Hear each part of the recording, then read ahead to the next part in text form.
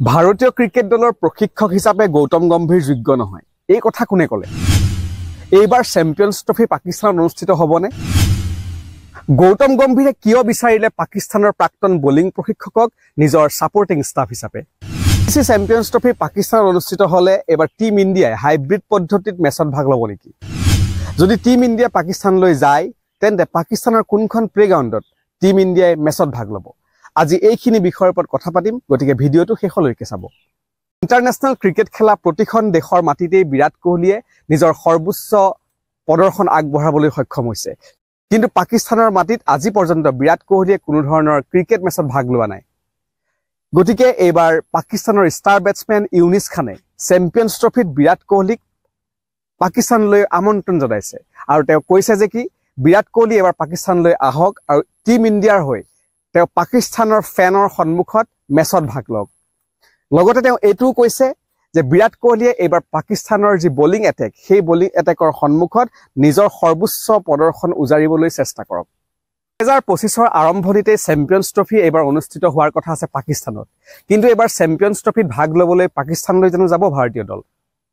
এইলৈ এতিয়া সৰ্বত্ৰ চৰ্চা চলি আছে আন্তঃৰাষ্ট্ৰীয় সংবাদ মাধ্যমৰ দৃষ্টিগোচৰ হৈছে যে যদি টিম ইণ্ডিয়া পাকিস্তানলৈ যায় তেন্তে কোনখিনি দিশত পাকিস্তানে গুৰুত্ব দিব লাগিব ঠিক সেইদৰে বিচিচিআইৰ ফালৰ পৰা জানিবলৈ দিছে যে পাকিস্তানলৈ টিম ইণ্ডিয়া যোৱা নোযোৱা বিষয়টো সম্পূৰ্ণৰূপে নিৰ্ভৰ কৰিব ভাৰত চৰকাৰৰ ওপৰত তাৰ মাজতেই কলম্বোত অনুষ্ঠিত হ'ল আইচিচিৰ এখন গুৰুত্বপূৰ্ণ বৈঠক যিখন বৈঠকত চেম্পিয়ন্স ট্ৰফিৰ সন্দৰ্ভত বিশদভাৱে আলোচনা কৰা হ'ল আৰু এই বৈঠকতে পাকিস্তান ক্ৰিকেট বোৰ্ডৰ ফালৰ পৰা টিম ইণ্ডিয়াক এইবাৰ পাকিস্তানলৈ আমন্ত্ৰণ জনাইছে আৰু তেওঁলোকে কৈছে যে কি ভাৰতবৰ্ষৰ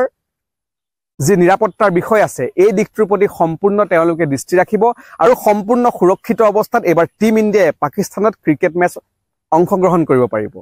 এই দিশটোতো আলোচনা কৰা হ'ল যে টিম ইণ্ডিয়াই এইবাৰ চেম্পিয়ন্স ট্ৰফিৰ আটাইকেইখন মেচ কৰাচিত খেলক লগতে যদি টিম ইণ্ডিয়াই ছেমিফাইনেললৈ যোগ্যতা অৰ্জন কৰে তেন্তে সেই ছেমিফাইনেলো তেওঁলোকে কৰাচিতেই খেলিব কিন্তু এই দিশটো এতিয়া সম্পূৰ্ণৰূপে নিৰ্ভৰ কৰিব টিম ইণ্ডিয়া পাকিস্তান যোৱা নোযোৱা এই সম্পূৰ্ণ দিশটো নিৰ্ণয় কৰিব ভাৰত চৰকাৰৰ ওপৰত কাৰণ 2008 চনৰ পিছৰ পৰা টিম ইণ্ডিয়া পাকিস্তান ভ্ৰমণলৈ যোৱা নাই আৰু দুয়োখন দেশৰ মাজত থকা যি সম্পৰ্ক যি তিক্তপূৰ্ণ সম্পৰ্ক এই সম্পৰ্কৰ বাবে এতিয়া টিম ইণ্ডিয়াই পাকিস্তান ভ্ৰমণৰ পৰা বিৰত আছে 2025 চনত অনুষ্ঠিত হ'বলগীয়া চেম্পিয়ন্স ট্ৰফি এইবাৰ পাকিস্তানত অনুষ্ঠিত হোৱাটো এক প্ৰকাৰ খাটাং হৈ পৰিলে কাৰণ কলম্বোত অনুষ্ঠিত হোৱা আইচিচিৰ বৈঠকত এইবাৰ চেম্পিয়ন্স ট্ৰফি অনুষ্ঠিত কৰিবৰ বাবে পাকিস্তানলৈ অৰ্থাৎ পিচিবিলৈ পাকিস্তান ক্ৰিকেট বোৰ্ডলৈ 1200 কোটি টকাৰ সাহায্য আগবঢ়োৱাৰ কথা আইচিচিৰ ফালৰ পৰা ঘোষণা কৰা হ'ল আনকি বাজেটো পাছ কৰা হ'ল এই টকাখিনি এইবাবেই আগবঢ়োৱা হৈছে যাতে পাকিস্তানৰ যিসমূহ আন্তঃৰাষ্ট্ৰীয় ক্ৰিকেট ষ্টেডিয়াম আছে এই ক্ৰিকেট ষ্টেডিয়ামসমূহৰ আন্তঃগাঁথনি নিৰ্মাণ লগতে পুনৰ নিৰ্মাণৰ বাবে এই টকাখিনি খৰচ কৰিব লাগিব যাতে প্ৰতিযোগিতাখন সুন্দৰ আৰু সুচাৰুৰূপে অনুষ্ঠিত কৰিব পৰা যায় কিন্তু টিম ইণ্ডিয়াই যদি এইবাৰ চেম্পিয়ন্স ট্ৰফিত ভাগ লয় তেন্তে এইবাৰ হাইব্ৰিড পদ্ধতিত টিম ইণ্ডিয়াই ভাগ ল'ব নেকি অৰ্থাৎ টিম ইণ্ডিয়াৰ যিখিনি খেল থাকিব সেই খেলসমূহ নিশ্চয়কৈ হয়তো শ্ৰীলংকাত অনুষ্ঠিত হ'ব পাৰে লগতে এটা চৰ্চা লৈ আহিছে যদি টিম ইণ্ডিয়া পাকিস্তানলৈ নাযায় তেন্তে আফগানিস্তান আৰু বাংলাদেশো পাকিস্তান ভ্ৰমণৰ পৰা বিৰত থাকিব পাৰে আৰু গতিকে এই দুটা দলেও অন্য কোনো স্থানত এইবাৰ চেম্পিয়ন্স ট্ৰফিত ভাগ ল'ব পাৰে টিম ইণ্ডিয়াৰ প্ৰশিক্ষক হিচাপে এইবাৰ গৌতম গম্ভীৰে বিচিচিআইৰ পৰা লাভ কৰিব বছৰি 12 কোটি টকা কিন্তু এইজন গৌতম গম্ভীৰকে এতিয়া পাকিস্তানৰ এগৰাকী প্ৰাক্তন ক্ৰিকেটাৰে সমালোচনা কৰি কৈছে যে গৌতম গম্ভীৰ ভাৰতীয় ক্ৰিকেট দলৰ প্ৰশিক্ষক হোৱাৰ বাবে যোগ্য নহয়